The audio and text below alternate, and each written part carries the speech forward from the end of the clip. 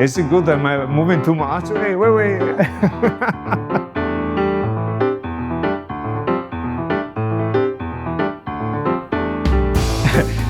Put the sound, take a picture, that's it. No. Well, I feel like the first photograph that mattered to me was the very first photograph I took, which was basically fog in the night in my city. And my uncle just gave me my first camera, analog Minolta film, and they gave me some positive films. And I just shot what I could shoot at the moment, and it was fog with these beautiful, colorful lights. And when I saw the picture for the first time, I really felt the magic of photography and the power of the medium. So yeah, I would say that's probably the first most important picture for me. So for me, photography was love at first sight. I realized it was not just catching a moment in space and time, but it was also an opportunity to be creative, to express myself. So I fell in love with it from the first film roll I shot, essentially. And then when I started printing the pictures I took, then it became even more exciting. It's even more magical. And this is a very difficult question, actually. It would be organizing chaos. It would be a story of elements getting into place, chaotic shapes, lights and shadows getting in the right place, and creating like a symphony. No matter what is the subject, the picture looks perfect. It looks like very symmetric, very geometric, even if the elements are chaotic. And this is something that I really love, especially when I do street photography, because there are so many elements, but when you start getting, a light post with the person walking and the connection, create a dynamism through a specific element far away, a building, for me that's organized chaos. So I think that will be the story I will tell. Okay, yeah, let's talk about AI. This is actually very interesting, and I have something to tell you about this. So, of course, it's normal to feel fear at the beginning and to feel fear now about the role of AI in our field. But at the same time, it's also a tool that can empower us. And an example is the new series I've been working on, Peaceful Minds, which is the series of the two women leaning on each other, eyes closed. That was an idea that came in my mind. One night I was walking with my friend, and we were walking the dogs close to my house. And basically, we were talking about things around the world, war, problems with friends and family, and how finding a connection, how finding a peaceful approach to things is the most important thing. And while talking about that, this idea in my mind of these two persons just leaning on each other and just being peace and understanding each other.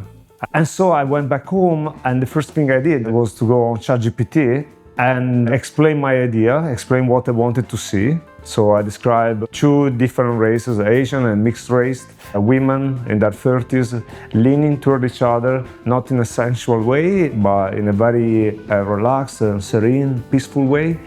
And after a few attempts, I got a nice sample. I brought it in Photoshop and I add some splashes, which is typical of my darkroom technique, more artistic darkroom technique. And I came out with this sample. Normally I would have draw it or sketch it, but in this case I used the AI to bring an idea to life. And I presented it to the models and they loved it, so we just met and we shot it, and then the rest is history. I printed it and now I have a series ready to sell, essentially.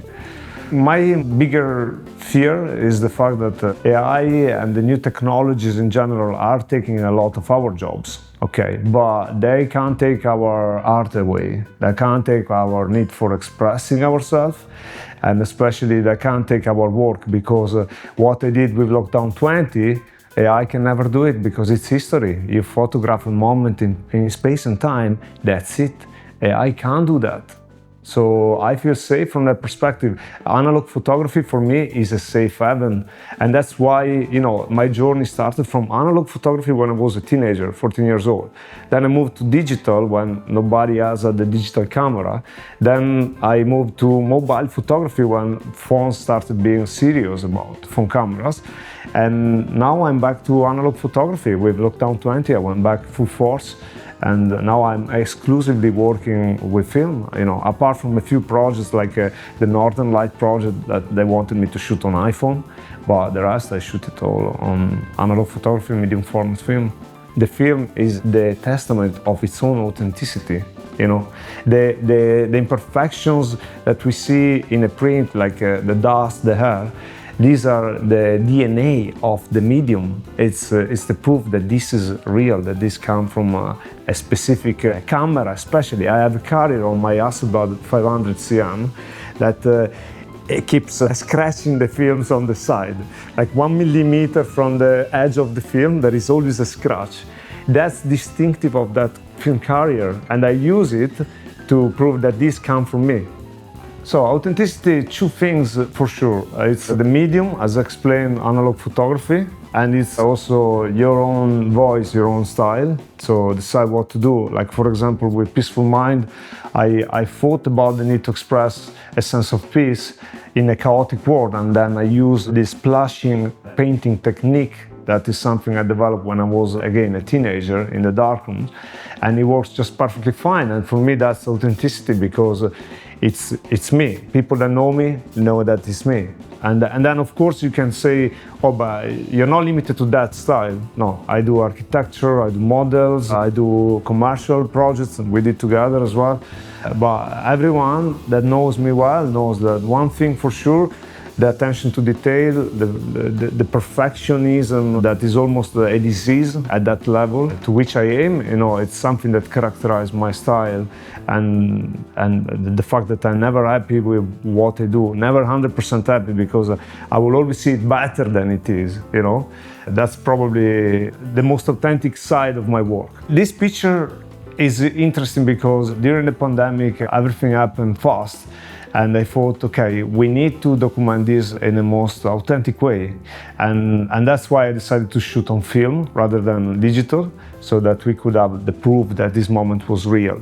And that's the first thing about that picture. It's shot on film. I just arrived in Piccadilly Circus and it was empty, and it felt surreal. It felt like it was a movie set. And I just started shooting. And that shot is specifically interesting because it just slightly rained a few minutes before. So there was a strange layer on the pavement that reflected the light. So that's what I really like about that. And as we were talking before about the organized chaos and the order in the architecture, you might see how the perspective leads toward the far right or in distance.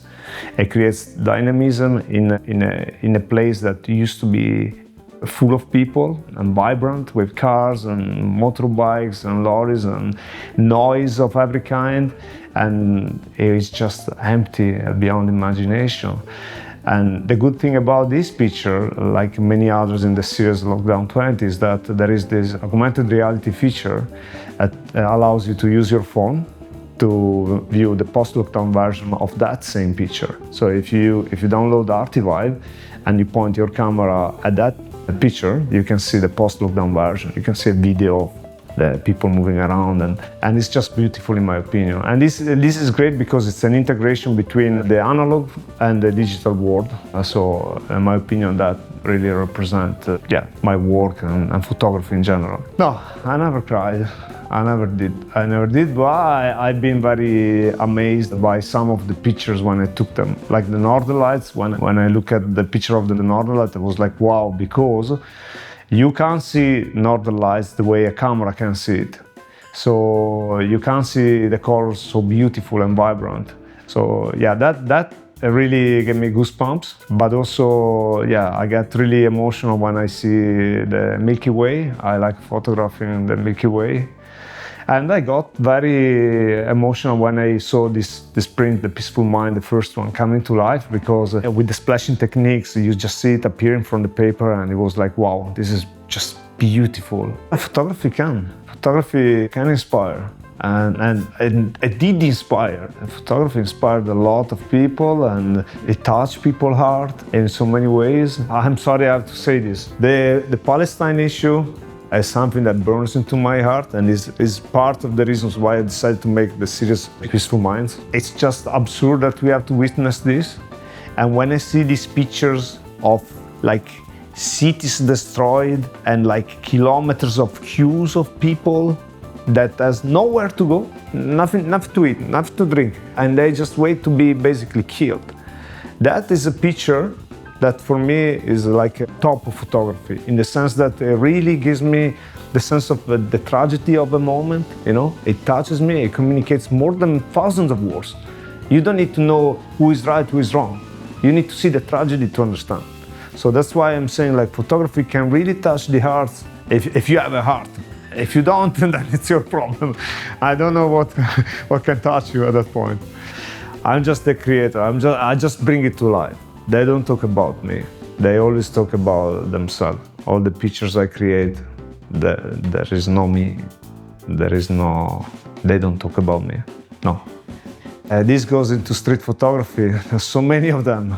There are these beautiful moments. For example, I'm a very romantic person. So there are these beautiful moments where I see a couple kissing in a way that you can understand they're just falling in love. And that emotion is so powerful. I would love to have the chance to take it, but at the same time, you don't want to break that moment. You don't want to take possession of that moment, no? I'll probably go back to where I came from. So drawing, painting, sculpting, you know. When I studied fine arts, I actually focused on sculptures. And I felt my sculpture didn't really express anything specific, but they made me feel good by making them. So that's why I loved making them. I'd probably go back to that. I actually don't know, because for me it's always been easy. There have been situations in real life where I could have taken pictures, like when I stopped the knife attack, I could have taken a picture of that, but instead I decided to stop the guy. So in those situations, I wouldn't stay there and thank you so much.